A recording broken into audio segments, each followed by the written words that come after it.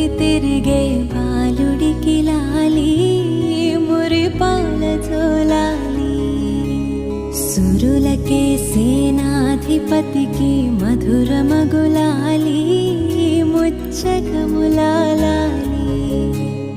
పార్వతీ పరమేశ తనయుడు స్వామినాథుడట కుమారస్వామి అట.